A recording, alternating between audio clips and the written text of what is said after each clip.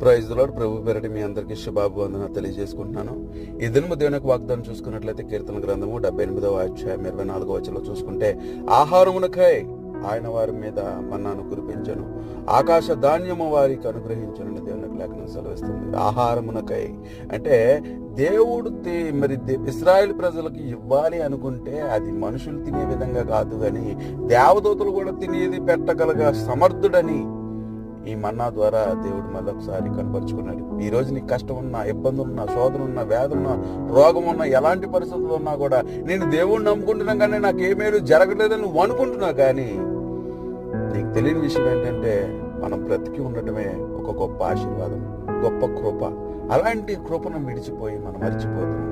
దేవదూతలు చేయవలసినటువంటి పనులు కూడా నీతో చేయించగలుగుతున్నాడంటే దేవుడు మహోన్నతుడు. అటువంటి దేవుడిని నమ్ముకున్న మనం అందరం కూడా